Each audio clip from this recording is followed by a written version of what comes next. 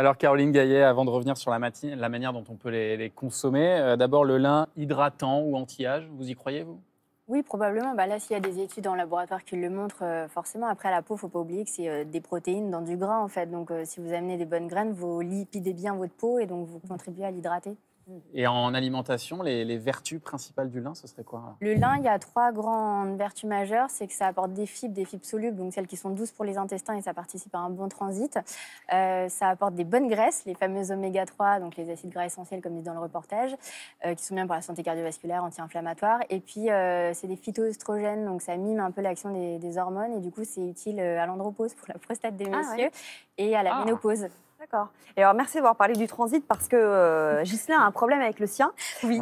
Il nous dit, quand je mange des graines de lin, je les retrouve entières dans mes selles. Est-ce normal? Oui, Ghislain, c'est parce que vous ne mastiquez pas assez. Ah, Le truc, c'est que les graines de lin, comme vous le voyez, c'est tout petit. Donc, en fait, si vous ne faites pas cet effort de mastication, bah oui, elles ressortent telles qu'elles sont rentrées. Donc, c'est pour ça que les utiliser moulus, ça facilite leur assimilation. Moulu, Et du il faut coup, plutôt partir sur quelque chose de moulu. bah, soit les moudre, soit après, on peut les utiliser En dans huile. des préparations ou en huile, tout à fait, puisque du coup, bah, là, on a directement évite, accès ça, aux on acides gras. aura les bénéfices, mais pas les désagréments. Mais Voilà. plus généralement, tant qu'on en est sur le transit, parce qu'on parlait tout à l'heure des graines de chia en cuisine, vous me disiez que ça accélère le transit. Oui. Est-ce que c'est le cas de toutes les graines?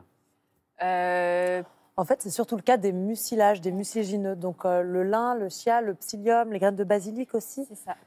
C'est celles qui ont la capacité d'absorber plus d'eau que leur poids. Mais sinon, les autres, absolument pas. Par exemple, les graines de tournesol, de sésame, ça n'est pas du tout leur qualité. D'accord. Et vous, les graines de lin, par exemple, vous les utilisez sous quelle forme en général? Alors, je les moue aussi, Oui. à part si c'est un petit peu en décoration, pour les raisons que vous avez évoquées, comme Ghislain qui a certains problèmes, mais aussi parce que... Curieux, surtout.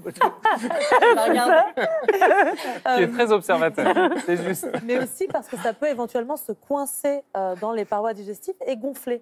Donc c'est mieux de toute façon de les moudre, comme par exemple dans le fameux miam aux fruits du matin de France Guillain, qui est un petit âge un peu idéal dans lequel elle conseille de les moudre. En revanche, Qu'est-ce que c'est le miam aux fruits? bah, c'est de la banane écrasée avec des bonnes huiles, des graines de lin et de sésame moulues. En D'accord. revanche, il faut les conserver au frais parce qu'elles ont une capacité à rancir beaucoup plus rapidement Ah, et elles se gardent très peu de temps. d'accord. Donc, il faudrait le Question faire maintenant d'Ismaël qui vous dit quelles graines peut-on utiliser pour faire des farines? Vous en avez, je crois, des petites graines. Exactement. Alors en fait, c'est assez rigolo parce que toutes ces graines-là, on peut en faire des farines. Évidemment, on les utilisera pas pareil parce qu'elles coûtent beaucoup plus cher et qu'elles n'ont pas tout à fait la même texture. Donc là, je vous ai fait par exemple des farines de nigel, Ouais. le cumin noir. Donc vous avez mixé ça, c'est ça? J'ai tout simplement mixé ça. On peut le faire encore mieux. Donc je vous ai fait nigel, tournesol et courge. Si vous voulez d'ailleurs goûter sur votre main, c'est très très bon. On peut les mettre sur les fouilles, dans les smoothies, sur les salades, Dans les etc. cakes? Dans les cakes, tout à fait. Ce sera plus, Non. comme base de farine, ce sera plus en complément dessus. Parce que C'est très bon, hein. C'est très bon. Et puis, ça Farine de courge. contient aussi beaucoup de gras. Donc, on mettra moins de beurre ou ce genre de choses dans les gâteaux. Il suffit ou de les moudre, ou si on veut faire les choses encore mieux, on les fait pré-germer. Donc, on les fait tremper la nuit, puis déshydrater, puis moudre, quand on est vrai. Mais là, elles sont juste moulues. Alors, au-delà de la graine de chia dont on a déjà pas mal parlé, il y en a une autre qui est à la cote en ce moment, c'est la graine de chanvre. On en a ici. Qu'est-ce qu'elle a de particulier, cette graine? Qu'est-ce qu'elle apporte? Alors déjà, nutritionnellement, en fait, comme toutes les graines, elle est très riche en plein de choses, mais surtout en protéines, c'est une des plus protéinées. Les autres, on est autour de 20 grammes pour 100 grammes, celle-là, on a atteint les 30. Et c'est une graine qui, au niveau de son profil des acides gras, en fait, elle est très équilibrée en oméga 3, 6 et 9. Donc, en fait, elle est très bien pour toute la sphère cardiovasculaire, pour tout ce qui est régulation de l'inflammation. Et en plus, elle est très goûtue. Et il paraît que pour les sportifs, c'est top, ça. Oui, parce que les sportifs, ils recherchent toujours les protéines pour faire de la réparation musculaire après l'effort. Après, pour des sportifs qui seraient en période de sèche, c'est pas la meilleure poudre de protéines, puisque c'est une graine qui est très grasse aussi, comme toutes les autres. Donc, il y en a d'autres, mais c'est sûr que c'est une alternative aux poudres de protéines laitières ou de soja, qui va être moins acidifiante et tout aussi réparatrice par son profil protidique. Et alors, vous, Angèle, vous en faites des boissons végétales? Voilà, exactement. Là, par exemple, c'est un Allez-y, lait goûtez. de chanvre avec du lait de riz.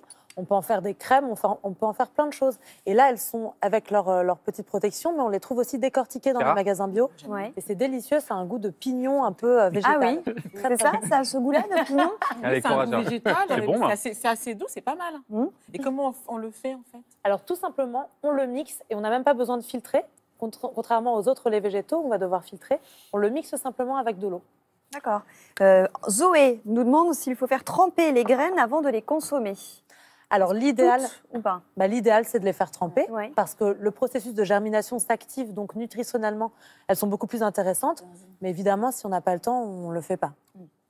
Thomas vous demande, ma fille de 6 ans a parfois du mal à digérer. Est-ce qu'il existe des graines efficaces pour ce problème?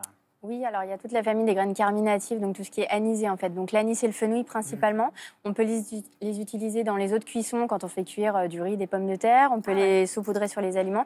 Et sinon, la tisane, alors après pour une petite fille de 6 ans, c'est pas sûr que les goûts anisés, elle aime. Eh oui. Ouais. Donc une petite tisane avec des graines de fenouil et des fleurs de camomille matricaire, là pour le coup c'est très goûtu. Elle aimera bien, elle le boira bien et plus ça soulage parce que ça lutte contre les fermentations et les gaz, donc moins de ballonnement et plus de confort digestif. J'ai souvent essayé ça avec mes enfants, même moi-même, et je confirme que les graines de fenouil, parfois je mets un petit peu de miel s'ils n'aiment pas trop le goût. Ouais. Et franchement, non, mais c'est pour les Tu problèmes comprends, digestifs, ouais. c'est extrêmement Confirme Ah oui, quoi, ouais. que tu as moins de problèmes depuis? Non, oui, moi et mes enfants, c'est pareil. Dès qu'ils ont un Ouais. problème digestif, le fenouil. Ça calme. Et même Ah à oui, croquer oui. après le repas, en fait, à la fois Franchement, pour la laine, mais même comme pour en votre Inde, digestion, Très bien. on en croque On croque quelques grains de fenouil. C'est ça. Ah ouais. Vas-y, Gérard. Très bien. Sylvie nous dit, j'ai ramené des graines de nigel d'un voyage à Marrakech. Comment puis-je m'en servir? Alors on les a là, les graines de nigel. C'est le cumin noir, vous nous disiez. Exactement, Angèle. extrêmement fort en goût. Peut-être d'ailleurs que vous pouvez Ouais. sentir. Qu'est-ce qu'on va en faire, on peut les, donc évidemment, on les utilise surtout en décoration parce que c'est des petites graines noires très très jolies, donc sur les gâteaux, sur les pains, Ouais. etc. Dans Et les comme vins. c'est très fort en goût, on peut aussi dans les couscous, dans les plats cuisinés, J'aime bien ça. c'est délicieux, ça On marche très rajoute très un bien. peu, Vraiment ouais. comme du cumin en fait. Et c'est bon pour le foie aussi. Ouais. Et c'est thérapeutique aussi. La graine de nigel, au Maghreb, elle passe un peu pour être une panacée, pour soigner tout un tas de troubles. Et là-bas, ils en mettent dans des petits Petit gaz. tissus. Ouais. Vous les frottez comme ça et vous les respirez. C'est très odorant. débouche je vous le laisse nez faire. Ouais. Et ça, on s'y intéresse Ah ouais depuis l'Antiquité, à ces graines, hein, Y Gérard. compris l'aspect médical, puisque dans Hippocrate, dans Pline, on dit que, on dirait à notre époque, c'est un antibiotique naturel, c'est recommandé. Et d'ailleurs, dans le capitulaire de Charlemagne adressé à tous les abbés, il recommande d'en cultiver, parce qu'effectivement, c'est un aspect médical. Mais ce n'est pas que médical, puisque l'huile de nigel, on disait que Néfertiti, que Cléopâtre se faisaient des masques de beauté avec.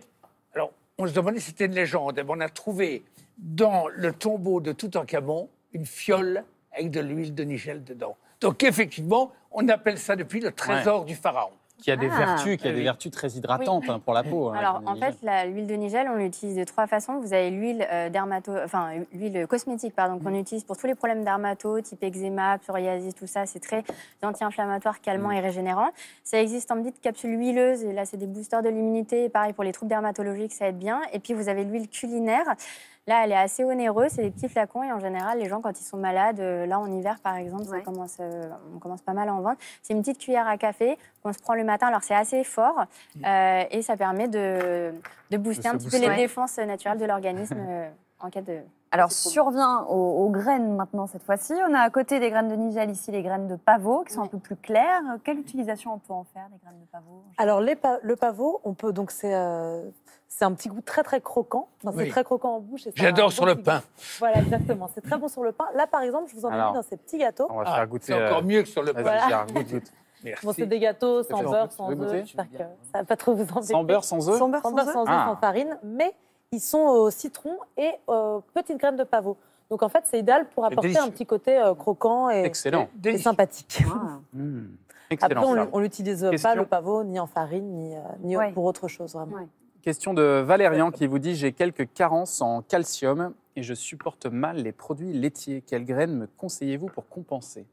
Pour toi, est-ce qu'il y a du calcium dans toutes ces graines? Oui, celle qui en contient le plus, c'est la graine de sésame, qui est assez réputée pour ça. Après, graines de lin, graines de chia, graines de coriandre aussi, elles sont pas mal loties en calcium.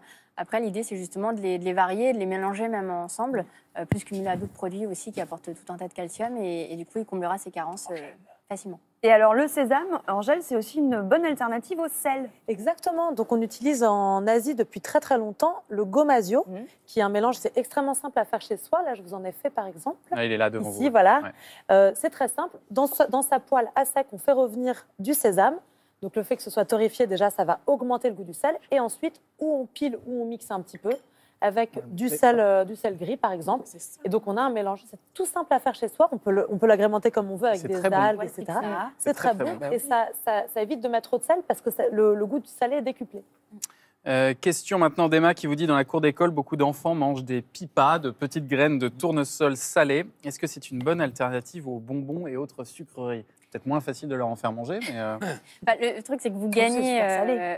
C'est ça, c'est que vous gagnez sur le sucre, parce que oui, il n'y a pas de sucre dedans, mais c'est très salé, donc au final, l'avantage nutritionnel, il est un peu moindre. Et puis, c'est sujet à un comportement alimentaire qui est plutôt addictif, hein, parce qu'une appelle la deuxième, et ainsi de suite. Ah oui, ça c'est... Sur le pouvoir rassasiant, on n'est pas génial. Donc, les Energy Balls, c'est plus sympa en alternative. Vous savez, ces petites Energy boules, là. Ball, alors, Ouais, c'est quoi on ça? appelle ça aussi des pop balls. C'est des boules là, pleines de... Ouais, c'est ça, où on graines. met des figues en général ou des dattes, Ouais. et puis des noix, des noisettes. Et justement, après, on peut venir les rouler dans des graines de Ah oui. sésame ou des graines de lin. Et ça, les enfants, ils adorent. Ouais. Et pour le coup, c'est beaucoup plus costaud. nutritif. Ah oui. Voilà, et ça, c'est pas addictif. Vous en prenez une, deux. Généralement, on est bien voilà, et rassasié. après, ça cale bien. En Ah fait. oui. Et alors, si on veut